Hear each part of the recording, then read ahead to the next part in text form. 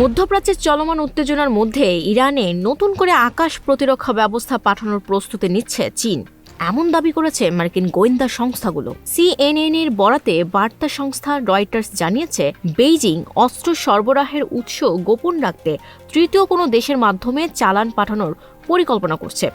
প্রতিবেদনে বলা হয়েছে, চীন ম্যানপেট পাঠানোর প্রস্তুতি নিচ্ছে। যদিও বিষয়টি নিয়ে আনুষ্ঠানিকভাবে কোনো মন্তব্য করেনি যুক্তরাষ্ট্র এর পররাষ্ট্র দপ্তর বা হোয়াইট হাউস। ওয়াশিংটনে চীনা দূতাবাসের এক মুখপাত্র এসব দাবি নাকচ করে বলেছেন, সংঘর্ষ চলাকালে কোনো পক্ষকেই অস্ত্র সরবরাহ করে না চীন। তিনি অভিযোগ করেন, যুক্তরাষ্ট্র ভিত্তিহীন অভিযোগ তুলে উত্তেজনা বাড়াচ্ছে।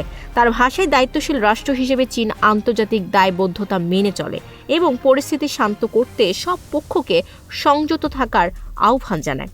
এই দাবি এমন সময়ে সামনে এলো যখন ইসলামাবাদে যুক্তরাষ্ট্র ও ইরানের মধ্যে গুরুত্বপূর্ণ শান্তি আলোচনা শুরু হতে যাচ্ছে।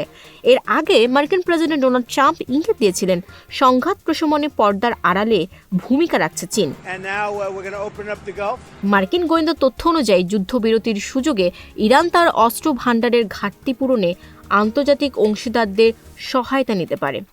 বিশেষজ্ঞদের মতে, যদি চীন সরাসরি অস্ত্র সরবরাহ করে তবে তা মধ্যপ্রাচ্যের ভূ রাজনীতিতে নতুন মাত্রা যোগ করবে। তবে বেইজিং এই সহায়তাকে প্রতিরক্ষামূলক হিসেবে ব্যাখ্যা করতে পারে, যাতে সরাসরি সংঘাতে জড়ানোর অভিযোগ এড়ানো যায়। রাশিয়া, চীন এবং ইরানের মধ্যে দীর্ঘদিনের সামরিক ও অর্থনৈতিক সম্পর্ক রয়েছে। একই সঙ্গে তেহরানের তেলের ওপর বেইজিংয়ের নির্ভরশীলতাও এই সম্পর্ককে গুরুত্বপূর্ণ করে তুলেছে।